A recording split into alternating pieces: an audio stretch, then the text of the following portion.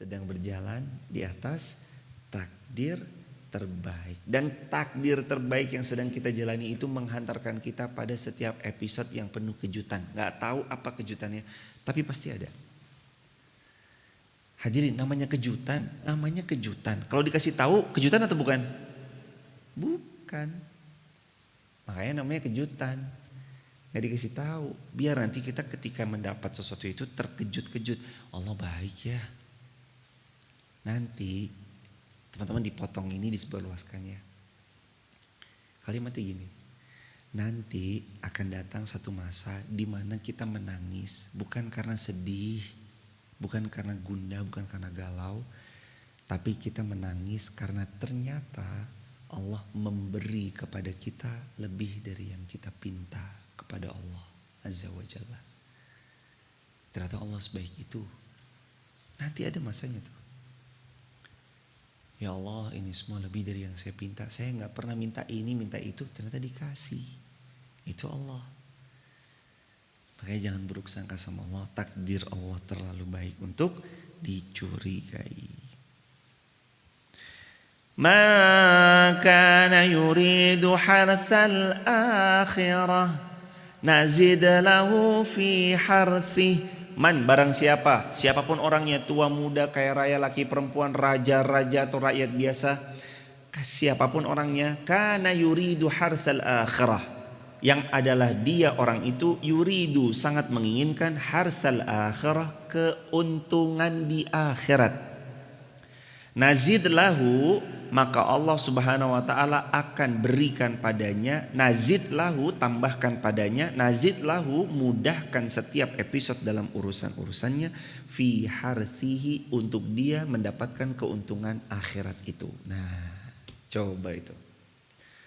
Man, sesiapa orang, kana adalah dia, yuridu sangat menginginkan harsal akhirah, keuntungan di akhirat, nazid lahu, Allah tambah fi harthihi, keuntungan buat dia di akhirat.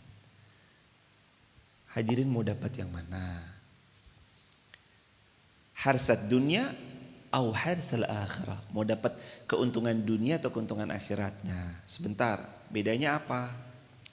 Sesiapa yang cuma mau keuntungan dunia gak dapat baginya di akhirat.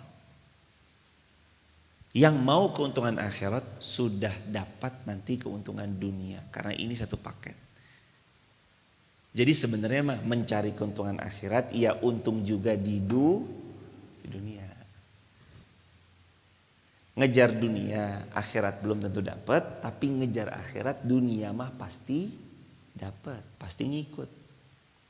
Mengejar dunia ibarat mengejar bayangan, semakin kita kejar semakin lari menjauh. Tapi berbalik arah lah. Ketika kita mengejar akhirat, kita berbalik arah. Bukan kita yang mengejar dunia, tapi dunia yang mengejar kita. Seperti bayangan yang mengejar manusianya. Maka kejar negeri akhirat. Dan barang siapa yang menghendaki keuntungan di dunia, kami berikan juga sebagian dari keuntungan dunia. Tapi, nah coba dicatat tuh. Kalau mau keuntungan akhirat, nih kejar. Nanti kami tambah. Artinya double-double, ya akhirat dapat, dunia jelas ngikut. Wa ma kana yuridu harsad dunya nu'tihi minha. Waman, dan barang siapa, kana adalah dia, yuridu yang dia menginginkan, harsad dunya, keuntungan cuma di dunia, nu'tihi minha, yo kami kasih. Kata Allah gitu kan. Mau keuntungan akhirat, kasih, bahkan ditambah. Mau keuntungan dunia, ya dikasih. Nu'tihi minha, kami kasih. Wa ma lahu fil akhirah min nasib. Tapi wa ma lahu, enggak ada lagi buat dia fil akhirah, nanti di akhirat, min nasib, dari bagian yang mestinya bisa dia dapatkan. Soalnya dia cuma dapat dunia doang. Tahu para ulama membagi ayat ini kepada dua hal. Satu, pentingnya niat. Pentingnya niat. Niat tuh wah penting banget hadirin. Bagian yang kedua, pentingnya untuk mengejar urusan akhirat dan jadikan akhirat itu cita-cita paling besar di hidup kita.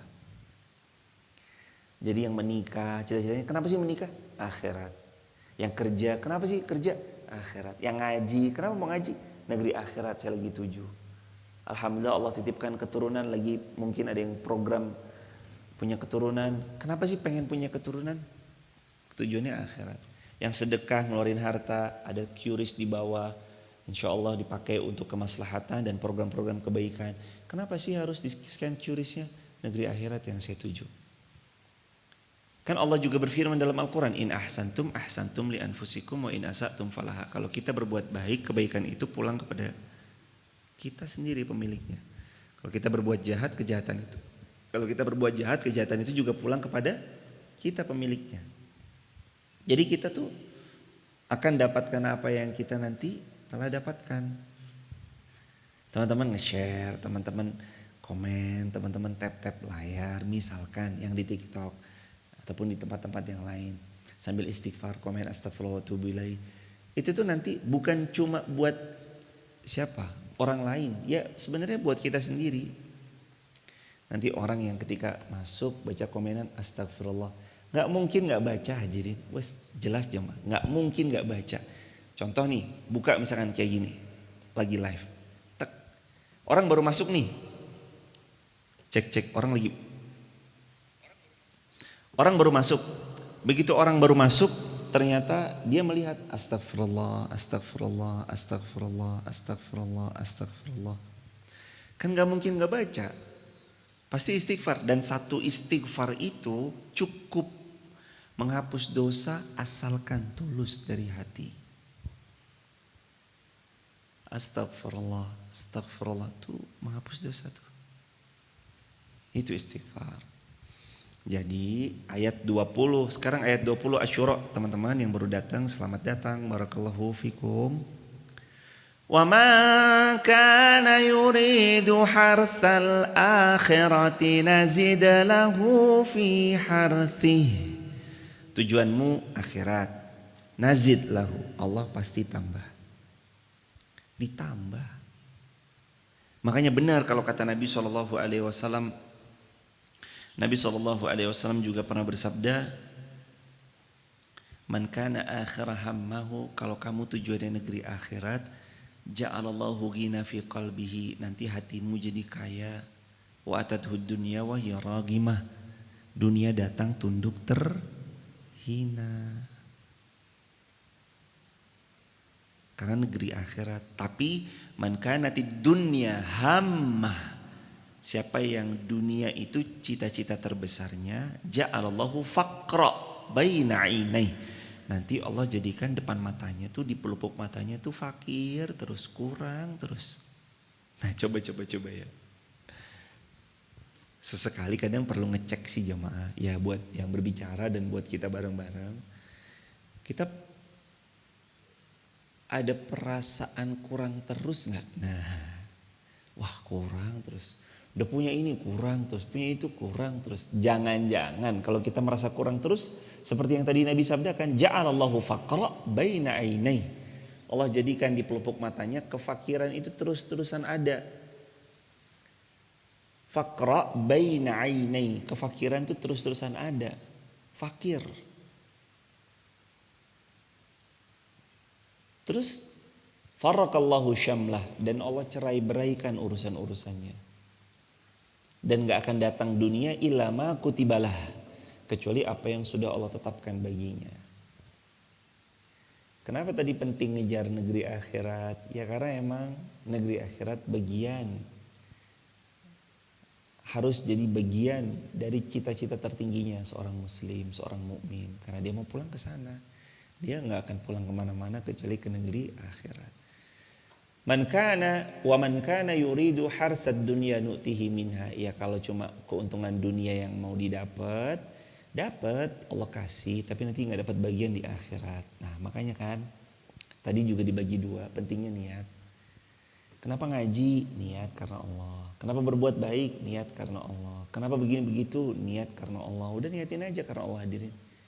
Niatin aja karena Allah. Seorang ayah yang bekerja, ya kalau bekerjanya cuma sekedar nyari gaji, uang, ya dia dapat itu doang.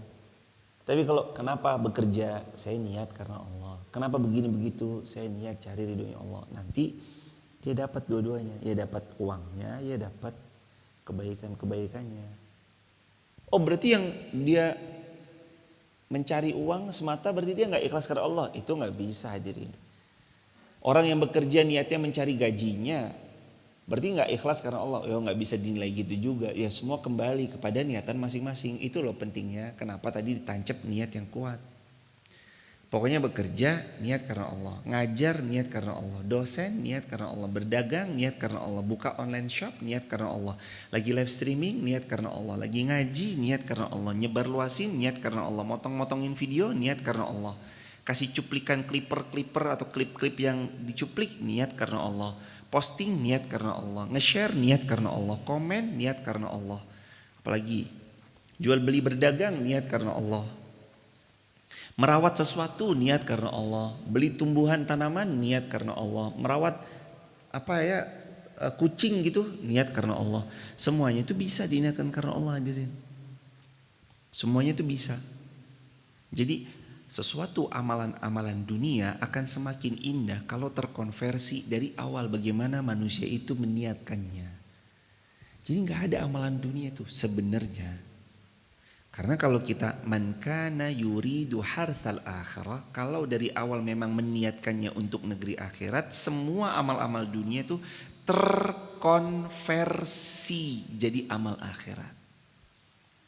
Terkonversi, semua amal-amal dunia terkonversi jadi amal-amal akhirat. Nggak ada yang mutlak dunia, wah ini mah dunia terus, oh nggak ada. Jangan sampai ada yang bilang, alah, woi ngejar dunia terus gitu. Nggak ada hadirin. Nggak ada orang yang betul bisa dikatakan begitu kalau ternyata di balik itu kita nggak pernah tahu ada rencana perjalanan haji yang sedang beliau tabung, ada perjalanan umroh yang beliau sedang impikan, ada beliau mau menggandeng tangan orang tuanya berumroh berhaji, ada beliau yang menyekolahkan adik-adiknya, ada yang jadi tulang punggung loh hadirin. Orang tuanya wafat, ibu bapaknya wafat, beliau jadi tulang punggung. Mungkin beliau tidak sekolah sampai tinggi-tinggi, tapi adiknya bisa sekolah tinggi. Kenapa? Kakaknya. Atau kebalikan, kakaknya mungkin sakit atau adiknya yang membiayai kehidupan kakak-kakaknya. Macam-macam nih.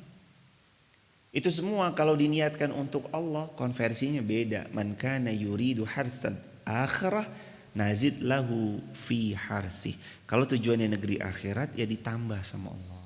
Ditambah. Nazid itu artinya zid, tambah.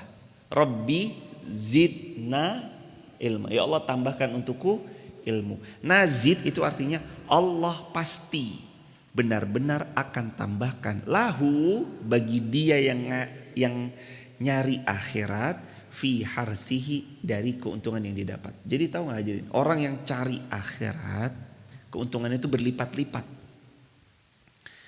Kita ngejar akhirat, keuntungannya berlipat-lipat. Bukan satu, bukan dua, bukan tiga.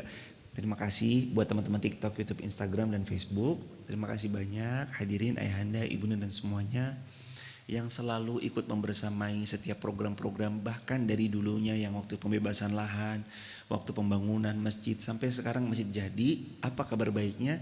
Setiap bacaan Quran ngalir ke hadirin semua. Setiap kajian subuh syuruk ini kan di Masjid Muhammad Al-Fatih Wonosobo. Hadirin mungkin gak bisa hadir di masjidnya, tapi hadirin panen pahalanya berkesinambungan.